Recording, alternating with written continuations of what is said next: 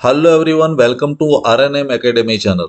Students, sections of solids की theory मैंने एक पहले वाले वीडियो में समझा दी थी, एक्सप्लेन कर दी थी और आपने कंप्लीटली वो समझ ली होगी, जहां मैंने different types of cutting planes की बात की थी, एआईपी, एवीपी, और हर कटिंग प्लेन में कहाँ सेक्शन आएगा और कहाँ सीपीएल आएगा वो आपको क्लियरली समझ में आ गया है।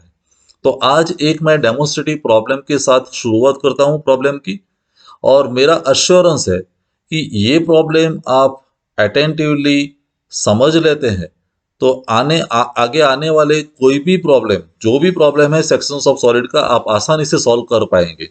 कंडीशन यही है कि टाइम लेके आपको ये 35 या 40 मिनट्स सही ढंग से बैठ के एक एक बात मेरी जो है वो समझनी पड़ेगी, स्टेप्स समझने पड़ेंगे, तो कोई भी प्रॉब्लम डिफिकल्ट नहीं लगने वाला है।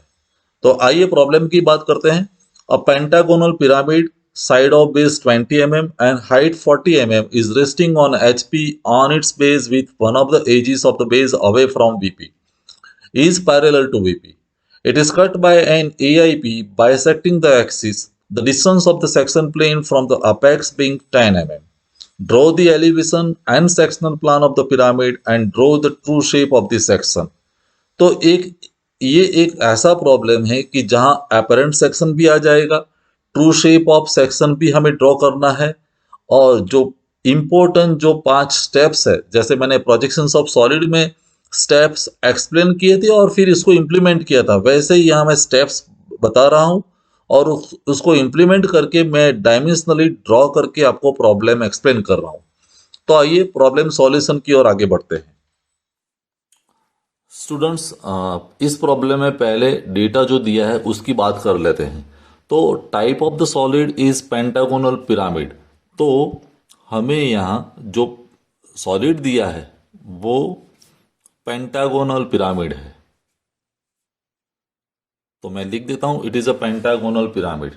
और उसकी साइड ऑफ बेस जो दी है हमें, वो साइड ऑफ बेस है 20 mm, side of base 20 mm।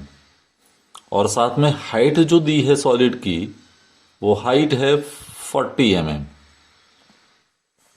And it is resting on HP on it's base, means उसका जो लोअर बेस है पिरामिड का वो एचपी पर है।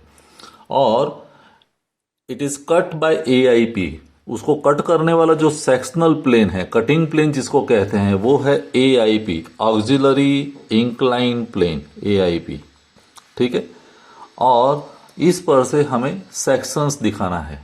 एक बात तो तय है कि एआईपी हो या एवीबी, जब ये दोनों प्रकार के कटिंग प्लेन प्रॉब्लम के डेटा में होते हैं तब जो सेक्शन मिलता है वो हमें एपरेंट सेक्शन मिलेगा। ट्रू शेप उसका अलग से फाइंड करना पड़ेगा। तो यहां 2 प्रकार के सेक्शंस हमें मिलेंगे, एक एपरेंट सेक्शन मिलेगा और दूसरा हमें ट्रू शेप भी दिखाना पड़ेगा। ओके, तो सेक्शन ऑफ सॉलिड का प्रॉब्लम हम कैसे सॉल्व कर सकते हैं, तो उसके बेसिक स्टेप्स मैं आपको बता दूं, और ये स्टेप्स राइट अप के तौर पे मैं आपको देने भी वाला हूं। स्टेप्स क्या है? सबसे पहला स्टेप है कि show the projections of solids. Projections of solid हम पढ़ चुके हैं, तो जिस कंडीशन में ये सॉलिड रखा गया है उस कंडीशन वाला फ्रंट व्यू और टॉप व्यू हमें ड्रॉ करना पड़ेगा। तो सबसे पहला स्टेप मैं दिखा दूं, तो सबसे पहले show the projections of solid, पहले सॉलिड के प्रोजेक्शंस दिखाने हैं। मीन्स पेंटागोनल पिरामिड ये जो हालत में रखा गया है, जो प्रॉब्लम में डेटा में एक्सप्लेनेशन है, उसके आधार पर हम फ्रंट व्यू और टॉप व्यू ड्रॉ करने वाले हैं, पहली बात। Second, decide the cutting plane. Cutting plane जिस प्रकार का दिया है उसके अनुसार आप उसकी कटिंग प्लेन लाइन दिखाओ। तो शो दी सीपीएल, हमें पता है कि सीपीएल कोई एक व्यू में आने वाली है, तो सीपीएल कहां आएगी वो हम डिसाइड करेंगे, लेकिन हमें सीपीएल यहां शो करना पड़ेगा। एक बार सीपीएल मिल जाती है, कटिंग प्लेन लाइन, तो उस पर हम कटिंग पॉइंट्स फाइंड करेंगे। ये बहुत ही इंपॉर्टेंट स्टेप है, कटिंग पॉइंट्स ऑन सीपीएल। हम कैसे कैलकुलेट करेंगे वो आगे आने वाला वीडियो का जो पार्ट है उसमें मैं एक्सप्लेन करने वाला हूँ। यही इसका हार्ट है, कटिंग पॉइंट्स सीपीएल पर डिसाइड करने हैं। और एक बार कटिंग पॉइंट्स डिसाइड हो जाते हैं, वही कटिंग पॉइंट्स दूसरे व्यू में ट्रांसफर करेंगे। तो transfer cutting points in other view, cutting points to the other view.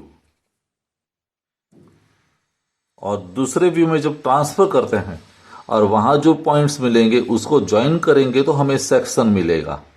और ये सेक्शन हमारे लिए एएस होगा और टीएस हम सेपरेटली फाइंड करेंगे। तो 6 स्टेप्स है मैंने लिखे। पहले सॉलिड का प्रोजेक्शंस, दूसरा कटिंग प्लेन का डिसीजन लेना है, कटिंग प्लेन के बाद कटिंग पॉइंट्स का डिसीजन लेना है। कटिंग पॉइंट को ज्वाइन करेंगे तो हमें एक जो कटिंग पॉइंट जो मिलते हैं सीपीएल में उसको दूसरे व्यू में ट्रांसफर करेंगे। दूसरे व्यू में ट्रांसफर करने के बाद उसको ज्वाइन करेंगे तो हमें सेक्शन मिलेगा। ये सेक्शन हमारे लिए एएस होगा और ट्रू शेप अलग से प्रोसीजर से हमें डिसाइड करना पड़ेगा। तो सेक्शन ऑफ सॉलिड का ये एसेंस है और ये एसेंस को हमें सही ढंग से समझना है डायमेंशनली ड्रॉ जब करते हैं तब। तो आइए रियल प्रॉब्लम हम स्टार्ट करते हैं मेथड के साथ। तो स्टूडेंट्स, प्रॉब्लम की शुरुआत में हम पहले रेफरेंस लाइन ड्रॉ करते हैं और ये लाइन में ड्रॉ कर देता हूं एक्स वाई लाइन। ये हमारी रेफरेंस लाइन है एक्स वाई लाइन। तो इसको पहले रिप्रेजेंट कर देते हैं, this is reference line X Y. अभी कौन सा व्यू पहले ड्रॉ करेंगे तो मैं बता दूं, यहां कहा गया है इस प्रॉब्लम में कि पेंटागोनल पिरामिड का कंप्लीट बेस एचपी पर है। Means all 5 sides of the base are on HP. 5 side base की एचपी पर है, लेकिन एक कंडीशन है कि एचपी पर 5 साइड है, उसमें एक साइड वीपी से बहुत दूर है और वो पैरेलल है। तो पहले तो ये सोचते हैं कि 5 साइड एचपी पर है तो सबसे पहला व्यू कौन सा होगा, एचपी पर मिलने वाला व्यू। एचपी पर मिलने वाला view means top view. Top view draw होगा एक्स वाई से नीचे, वो तो तय है। तो एक्स वाई से नीचे हम टॉप व्यू ड्रॉ करेंगे, लेकिन टॉप व्यू जब ड्रॉ करते हैं और 5 साइड्स बताते हैं, उसमें एक साइड पहली ड्रॉ करेंगे रेफरेंस साइड जो एक्स वाई से दूर है और उसको पैरेलल है। तो बाकी 4 साइड ऑटोमेटिकली हमें मिल जाएगी। तो इतनी बात तय है। तो सबसे पहली साइड जो 20 mm की साइड है, एक्स वाई को पैरेलल लेके मैं एक्स वाई से दूर प्रोड्यूस कर रहा हूं। कैसे, देखिए, ये एक्स वाई से पैरेलल एक मैं लाइन ड्रॉ कर रहा हूं जो पैरेलल है एक्स वाई को और 20 mm है। तो जैसे यहां से इतनी,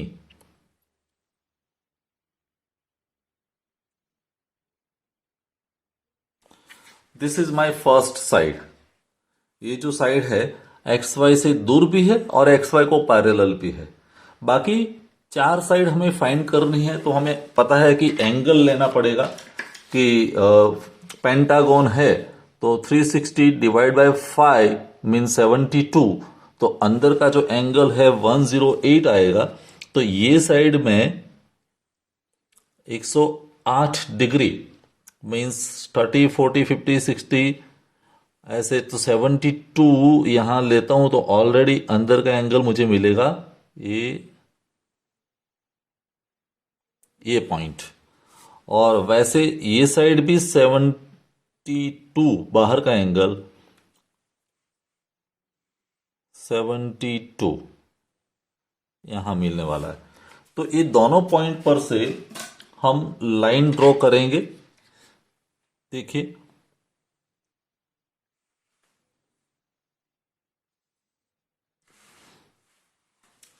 और पेंटागोनल शेप जनरेट होगा।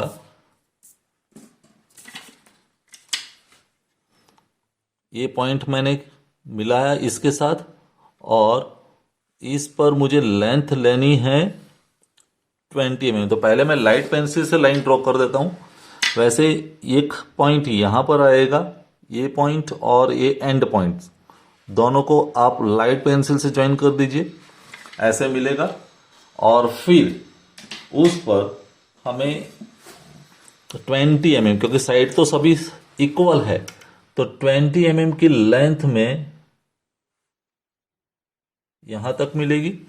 फिर 20 mm की लेंथ आपको ये साइड भी मिलेगी। तो इतनी साइड डार्क करनी है।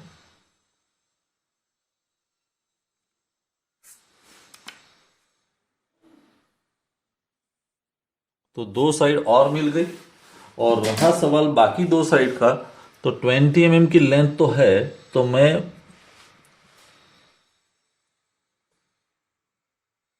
ये कंपास से 20 mm की लेंथ सिलेक्ट कर रहा हूं और एक आर्क ए पॉइंट पर लगाने वाला हूं, देखिए। और वैसे सेंटर यहां पर रखने वाला हूं और दूसरा आर्क यहां लगेगा। तो इंटरसेक्शन पॉइंट जो मिलेगा वो हमें और दो साइड्स देने वाला है। तो ये पॉइंट को हम ज्वाइन कर देंगे।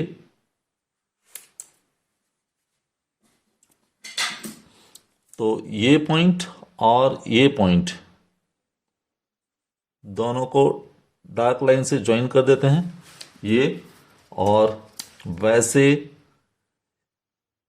ये पॉइंट और इसका ज्वाइनिंग होगा,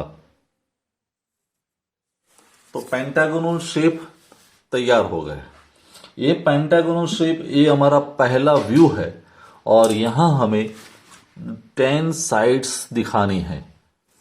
5 साइड्स बेस की, 1 2 2 3 3 4 4 5 5 1, और 5 side slant side, O1 1 O1 2 O1 3 O1 4 and O1 5। तो 10 साइड्स हम दिखाएंगे और 7 पॉइंट्स आएंगे। तो सबसे पहला पॉइंट समझो कि ये 1 है बेस का, ये 2, ये 3, ये 4 एंड ये 5। तो 5 साइड्स हो गई बेस की। लेकिन अभी स्लंट साइड्स दिखाना बाकी है, O1 1 O1 2। उसके लिए मुझे जरूरत पड़ेगी सेंटर पोजीशन की, O1 की। तो हम सेंटर कैसे फाइंड करेंगे? यहां सेंटर तो फाइंड करना पड़ेगा लोअर बेस का। लोअर बेस का सेंटर फाइंड करना है तो करना क्या पड़ेगा? कोई भी दो साइड जो बेस की है उसका परपेंडिकुलर बायसेक्टर आप ड्रॉ कर दीजिए।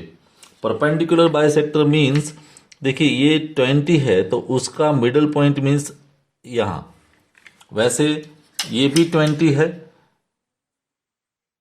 तो उसका मिडिल पॉइंट ये कोई भी दो साइड में से एग्जैक्टली परपेंडिकुलर लाइन में आप एक बाइसेक्टर ड्रॉ कर दीजिए, लाइक ए। और एक हमारा यहां से बनेगा। तो दोनों का जो इंटरसेक्शन पॉइंट है ये हमारे लिए O1 होगा। So this point is O1। मैं यहां मार्क कर रहा हूं, ये O1 भी है और ये O2 भी है सेंटर। और वहीं से 5 कॉर्नर्स ज्वाइन किए जाएंगे। तो O1 के साथ 1 का ज्वाइनिंग होगा,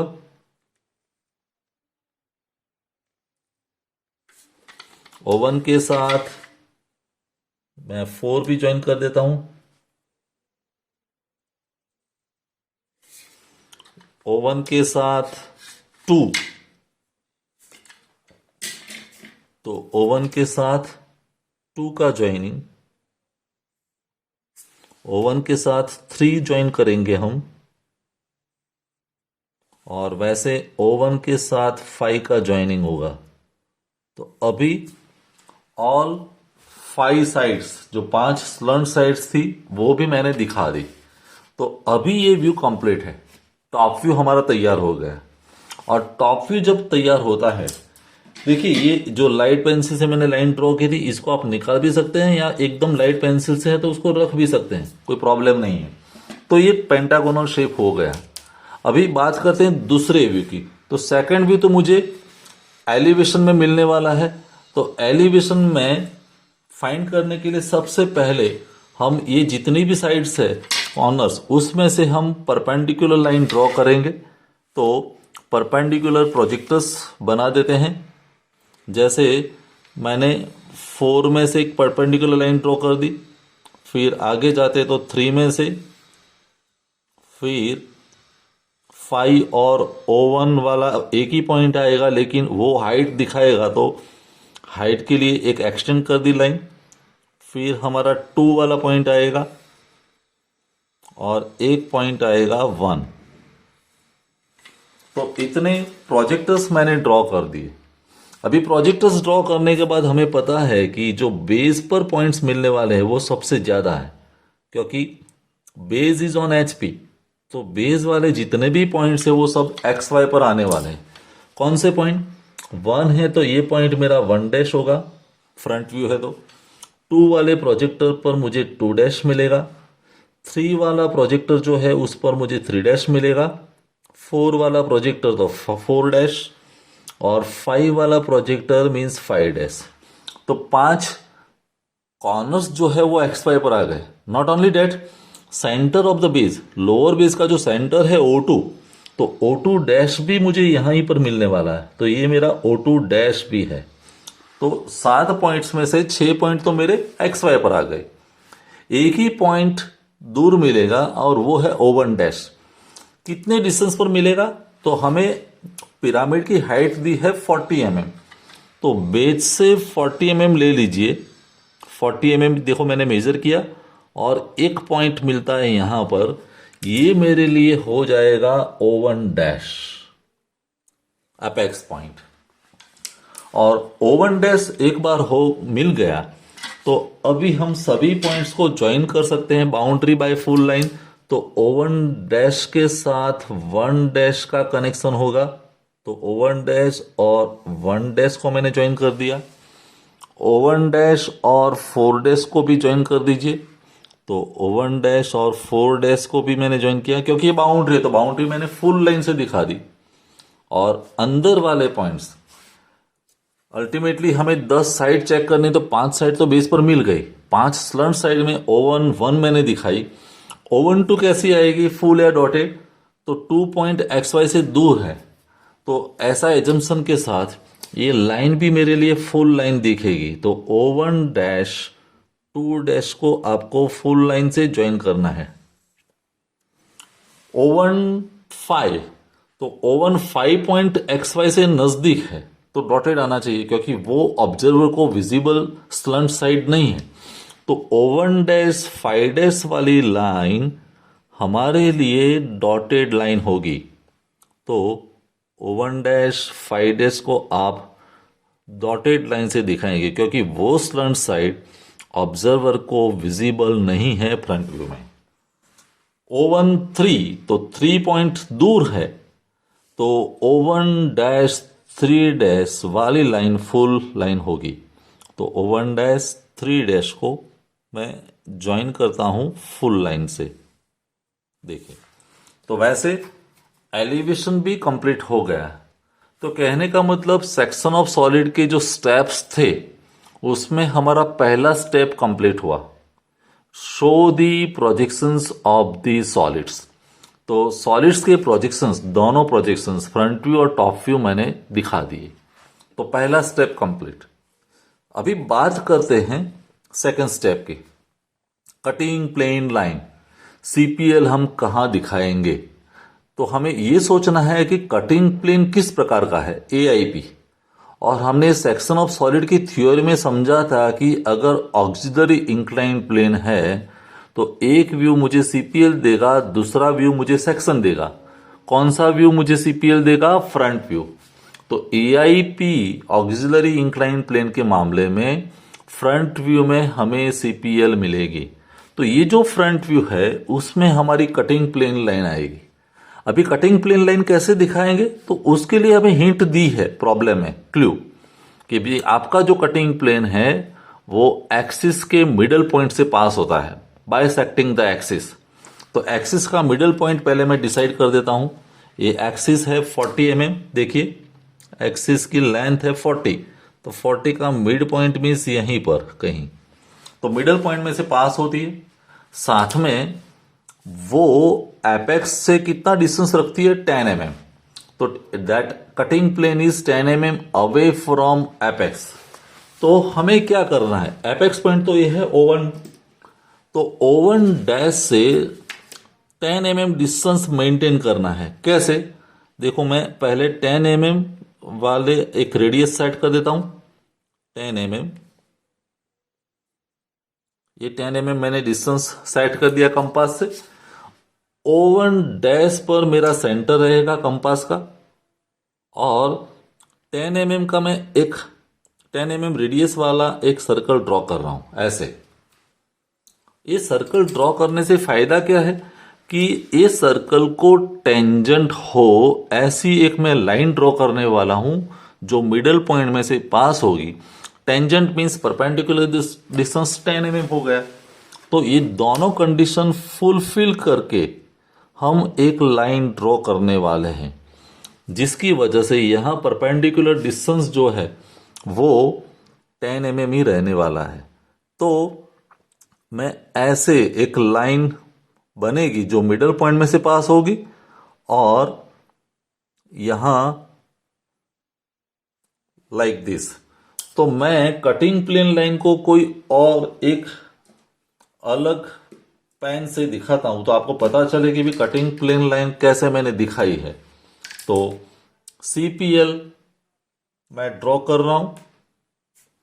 मैं ये यहां CPL मुझे मिलने वाली है, देखो। और CPL को फुल कम डॉटेड लाइन से हम दिखाएंगे। This is CPL।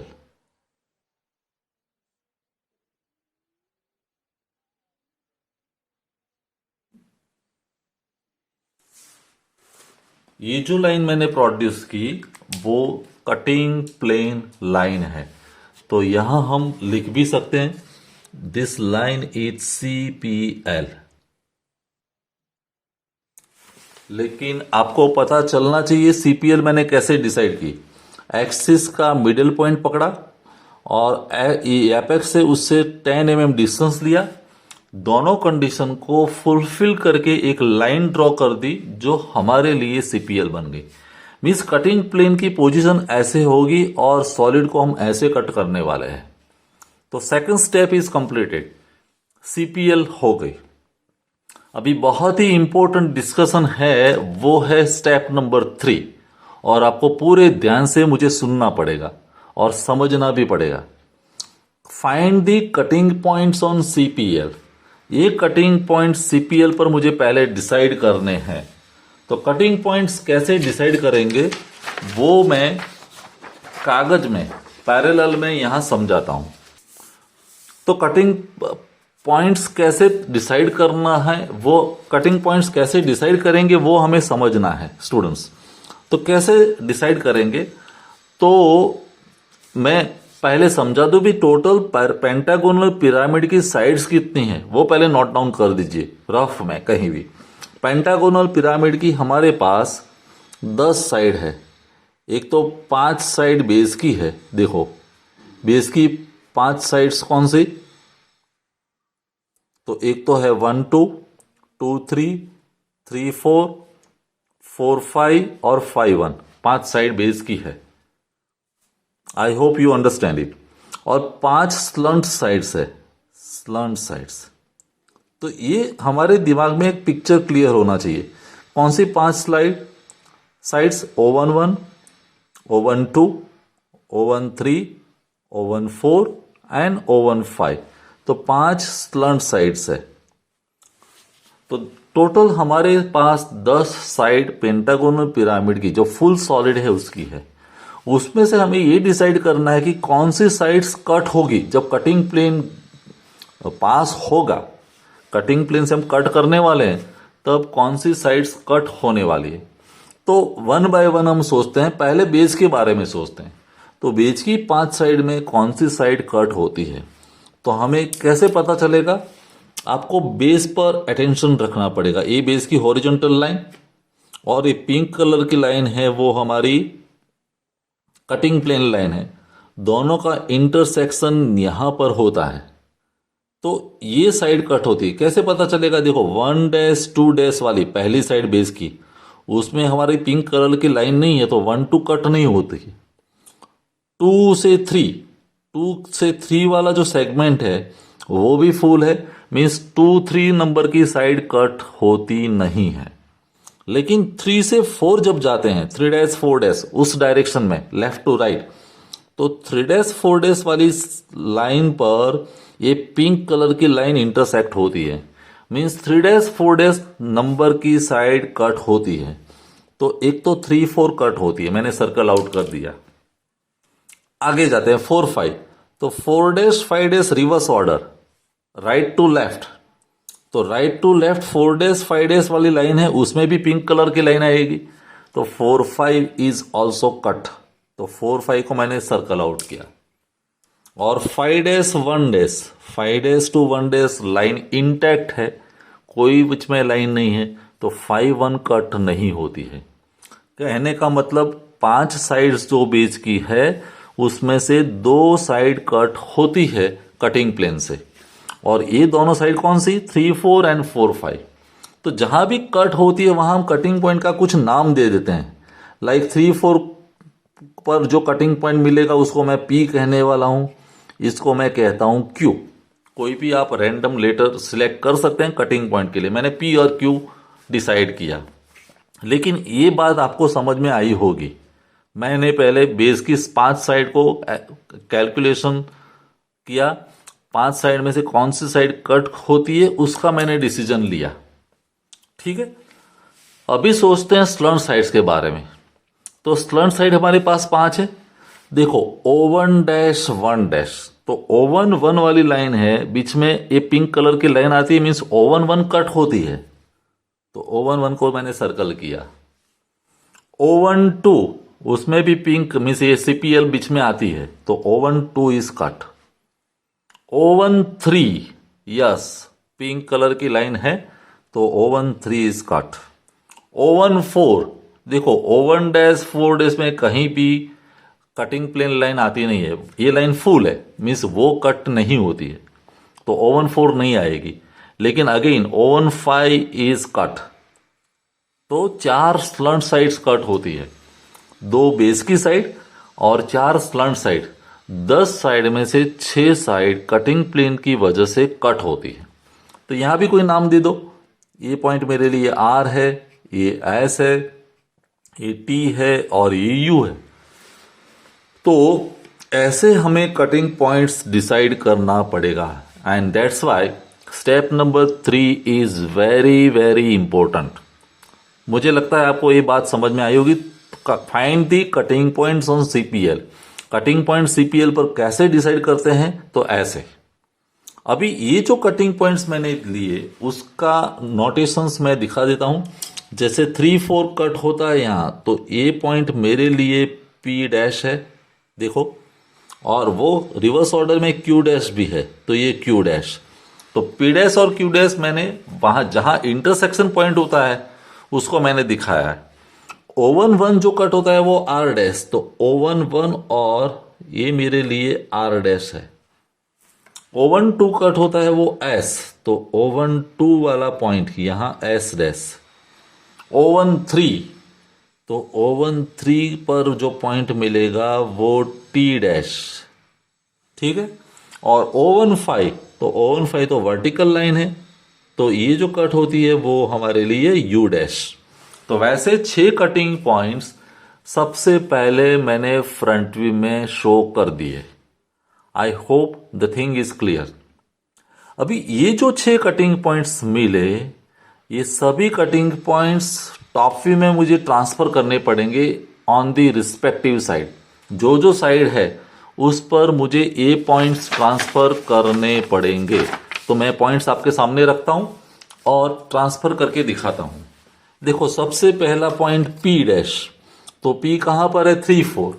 तो आपको करना क्या है, P' से एक वर्टिकल लाइन ड्रॉ कर दीजिए लाइट पेंसिल से, कि जो हमारी 3-4 साइड को कट करे।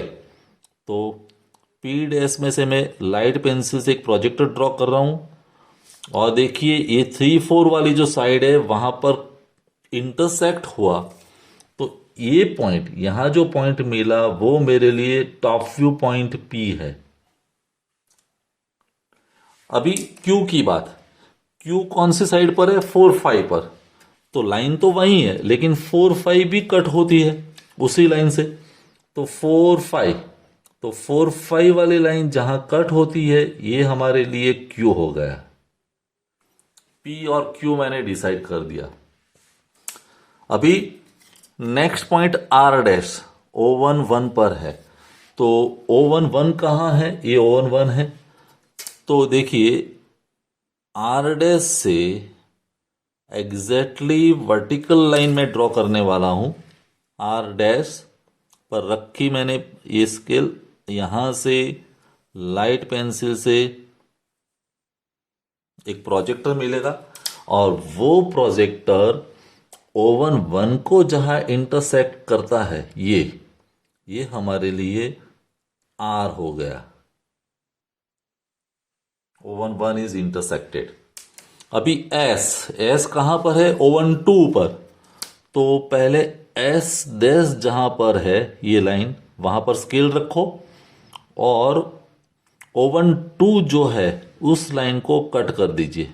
देखिए ये मैंने वर्टिकल लाइन ड्रॉ कर दी और O12 को जहां कट करता है तो ये पॉइंट जो मिला क्योंकि O12 है ये हमारे लिए एस है, टॉप व्यू पॉइंट। अभी यू देखो, यू जो है आर एस बाद में टी, यू की बात बाद में करते हैं। टी, तो टी डैश में से वर्टिकल लाइन ड्रॉ करो और टी कहां पर है? O13 पर। तो टी में से वर्टिकल लाइन ड्रॉ करता हूं मैं, पहले रख दो पॉइंट यहीं पर, ये टी डैश। तो टी डैश में से वर्टिकल लाइन और O13 को जहां भी कट करता है ये हमारे लिए टी पॉइंट हो गया। और लास्ट में जो पॉइंट बचा है वो यू थोड़ा ट्रिकी पॉइंट है। क्यों? क्योंकि सभी पॉइंट्स में से तो ये लाइन इंटरसेक्ट हो जाती है, लेकिन यू कहां पर है? O15। तो यहां से मैं वर्टिकल लाइन ड्रॉ करता हूं लेकिन O15 खुद भी वर्टिकल है, तो वर्टिकल पर तो पॉइंट मुझे मिलने वाला नहीं है। तो ये मेथड भी समझ लो स्टूडेंट्स, कैसे ट्रांसफर करेंगे। टेम्पररीली मैं यू डैश पॉइंट को कोई नए स्लंट साइड पर ले जाता हूं, क्योंकि ये स्लंट साइड मेरे लिए अभी काम की नहीं है। तो मैं क्या करता हूं, यू डैश में से एक हॉरिजॉन्टल लाइन बनाता हूं, देखिए। और ये हॉरिजॉन्टल लाइन कहां पर मैंने ली? O11 पर। तो ये पॉइंट जो मिला O11 पर, उसमें से O11 तक मैं लाइन वर्टिकल ड्रॉ कर देता हूं। देखिए ये मैंने टेम्पररीली O11 पर लिया, एरो दिखाया, O11 से वो लाइन मैंने नीचे ड्रॉ कर दी, तो वो पॉइंट मुझे यहां मिला। उतनी रेडियस लेके मैंने आर्क ड्रॉ कर दिया, तो वही डिस्टेंस मैंने ट्रांसफर कर दिया ओरिजिनल साइड को, O15 को।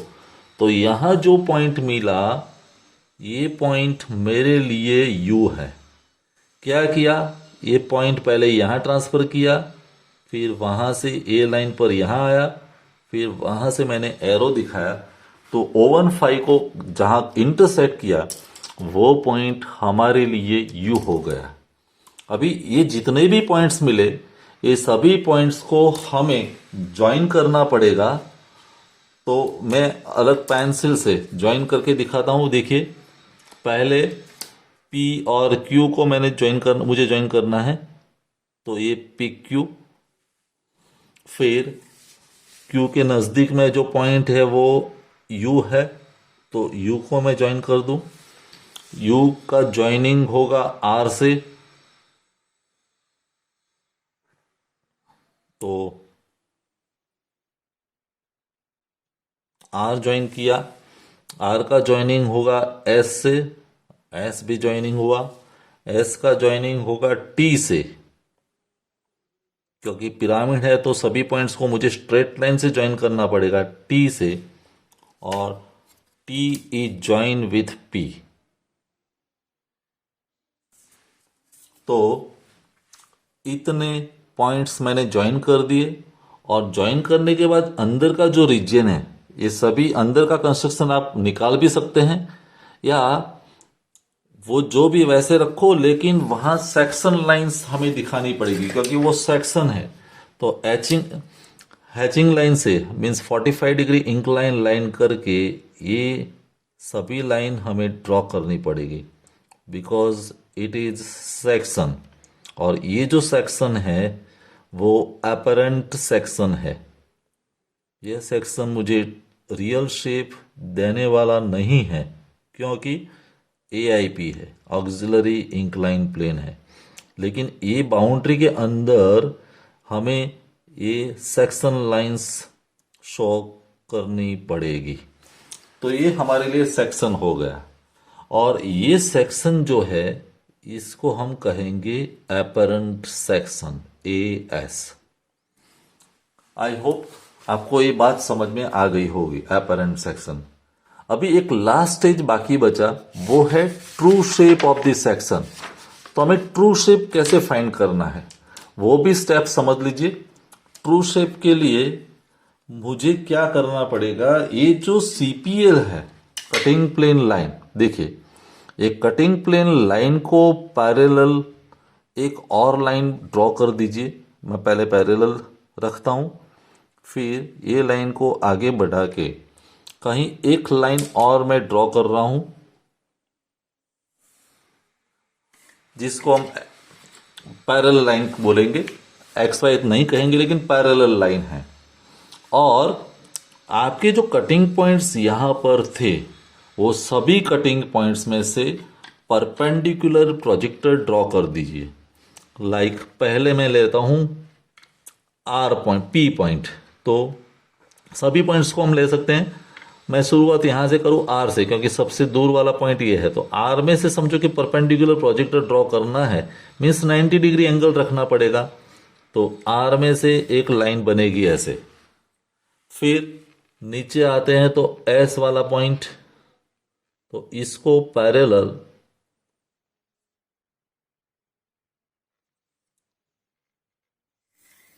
एक और प्रोजेक्टर बनेगा। फिर U वाला पॉइंट आएगा, तो U में से भी मैंने परपेंडिकुलर प्रोजेक्टर ड्रॉ कर दिया। फिर नीचे आते हैं तो T पॉइंट आएगा, तो T में से भी प्रोजेक्टर ड्रॉ करेंगे। और लास्ट में जब नीचे आते हैं तो PQ वाला, दोनों पॉइंट एक ही है। तो ऐसे प्रोजेक्टर्स हमने ड्रॉ कर दिए। याद रहे ये लाइन को, ये 90 डिग्री पर है प्रोजेक्टर, और यहां पर हमें पॉइंट्स डिसाइड करना है ट्रू शेप का, PQRSTU। कैसे? तो उसका डिस्टेंस हमें टॉप व्यू से लेना पड़ेगा। जैसे कि मैं कंपास की हेल्प लेता हूं। सबसे पहला पॉइंट P, तो P डैश, तो हमें यहां सोचना पड़ेगा कि P पॉइंट मेरा यहां पर है, तो XY से कितना डिस्टेंस है P, उतना ही डिस्टेंस लेके, लाइक मैं P पॉइंट यहां पर है, तो P पॉइंट का डिस्टेंस कितना है उतना मेजर कर दीजिए। और P वाले प्रोजेक्टर को कट करना पड़ेगा। देखिए मैं A पॉइंट P है और P से XY तक का डिस्टेंस इतना है, और P वाला प्रोजेक्टर मीन्स ये, तो ये पैरेलल लाइन से एक कट कर दीजिए। ये पॉइंट मेरे लिए P हो जाएगा, कैपिटल P। अभी बात करते हैं Q की। तो Q पॉइंट कहां पर है? Q पॉइंट ये, और Q का XY से जितना भी डिस्टेंस है उतना ही डिस्टेंस हमें यहां पर भी लेना है। ये सेम प्रोजेक्टर है, तो ये पॉइंट मेरे लिए Q हो जाएगा, Q। अभी बात करते हैं R की। तो R पॉइंट यहां पर है, देखिए, और R का XY से डिस्टेंस इतना है। R वाला प्रोजेक्टर मीन्स ये, तो यहां से कट कर दीजिए। तो ये पॉइंट मेरे लिए R हो गया, कैपिटल R। ये सब पॉइंट्स कैपिटल आएंगे क्योंकि ट्रू शेप है। S की बात करते हैं, तो S का XY से डिस्टेंस कितना होगा? तो हम उतना डिस्टेंस सेट कर लेते हैं, परपेंडिकुलर डिस्टेंस। एस वाला प्रोजेक्टर आर के पास में ही है, तो ये पॉइंट मुझे मिलेगा एस। अभी टी की बात करते हैं, तो टी पॉइंट यहां पर है। टी का एक्स वाई से डिस्टेंस में सेट कर देता हूं। टी वाला प्रोजेक्टर मीन्स ये, तो ये पैरेलल लाइन से टी वाला प्रोजेक्टर कट करेंगे, तो यहां जो पॉइंट मिला वो टी, और लास्ट एक पॉइंट बचा यू, तो यू वाला पॉइंट यहां पर है, एक्स वाई लाइन यहां पर है। उतना डिस्टेंस लेके ये कट कर दिया मैंने, तो ये पॉइंट मिला, वो हमारे लिए यू है। ये सभी पॉइंट्स को फिर से हम ज्वाइन कर देते हैं स्ट्रेट लाइन से। देखिए पी और क्यू को मैं ज्वाइन करता हूं पहले, क्यू, फिर क्यू वाला पॉइंट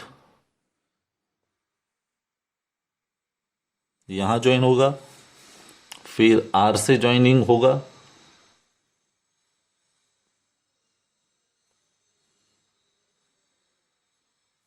फिर एस से ज्वाइनिंग होगा, फिर टी से हम ज्वाइन करेंगे एस और टी को,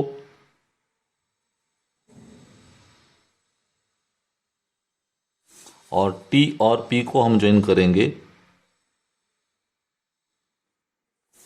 और यहां भी हमारी हैचिंग लाइंस बनेगी। हैचिंग लाइन ड्रॉ कर देते हैं, इसको पैरेलल 90 डिग्री पर।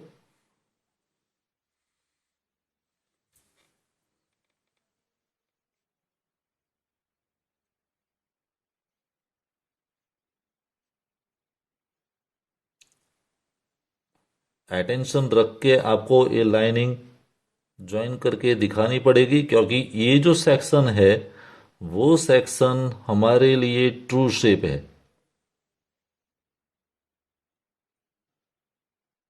तो ये सभी लाइन को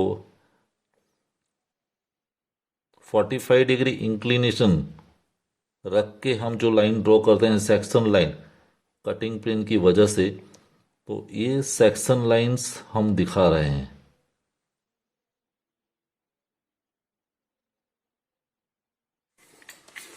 और ये जो शेप बना, इसको हम कहेंगे true shape. This is T S, T S. तो यहाँ सभी स्टेप्स कंप्लीट हो गए। मैं स्टेप्स क्विकली रिपीट कर दूं। पहले प्रोजेक्शंस ऑफ सॉलिड ड्रॉ किया हमने एज पर द कंडीशन। दूसरा स्टेप सीपीएल मैंने दिखाया। तीसरा स्टेप कटिंग पॉइंट्स का कैलकुलेशन किया, वो इंपॉर्टेंट स्टेप है। कटिंग पॉइंट्स को मैंने दूसरे व्यू में ट्रांसफर किया, और ट्रांसफर करने के बाद सभी पॉइंट्स को मैंने ज्वाइन कर दिए, तो मुझे सेक्शन मिला। वो सेक्शन हमारे लिए एपरेंट सेक्शन हुआ, और ट्रू शेप मैंने इस कटिंग प्लेन लाइन को पैरेलल लाइन ड्रॉ करके बाद में उसको फाइंड किया। तो ये रियल डायमेंशन दिखाता है और ये एपरेंट है। तो इस तरह से हम सेक्शन ऑफ सॉलिड का कोई भी प्रॉब्लम सॉल्व कर सकते हैं। आपको सभी साइड्स पर कटिंग पॉइंट्स कैलकुलेट करने की एबिलिटी होनी चाहिए, और इसके लिए इस प्रकार के 2-3 प्रॉब्लम खुद सॉल्व करेंगे सोच समझ के, तो ये सेक्शन ऑफ सॉलिड चैप्टर बहुत इजी लगने वाला है। आगे आने वाले वीडियो में मैं और भी प्रॉब्लम्स लेने वाला हूं, लेकिन बिना स्किप किए आपको ये सभी स्टेप्स समझने पड़ेंगे। अभी इस प्रॉब्लम में भी कहीं डिफिकल्टी या क्वेरी है तो मुझे ज़रूर बताइए कमेंट सेक्शन में। मैं आपका जो भी कन्फ्यूज़न है उसको सॉल्व करने वाला हूं। तो thank you for watching, thank you very much. अगले वीडियो में फिर मिलेंगे। तो स्टूडेंट्स, सेक्शंस ऑफ सॉलिड का सॉल्यूशन हमने समझ लिया है, और जो 4 स्टेप्स मैंने इस्तेमाल की है वो 4 स्टेप्स आपको मैं एट द एंड में दे रहा हूं। Remember this steps to solve the problem of sections of solid. Step number 1 क्या है? Draw the projections of full solid as per the given conditions in the problem. Step number 2 है show the cutting plane line in one view, जिसको हम CPL कहते हैं. Step number 3 है decide cutting points on CPL, and this step is very important. Step number 4 है transfer all these cutting points to the other view. Join these cutting points which will give you the section. And अगर section apparent section है तो TS हमें separately find करना पड़ेगा. अगर आपको ये वीडियो पसंद आया है और आप मेरे चैनल पर नए हैं तो प्लीज मेरे चैनल को लाइक कीजिए, शेयर कीजिए और सब्सक्राइब जरूर कीजिए. Thank you very much.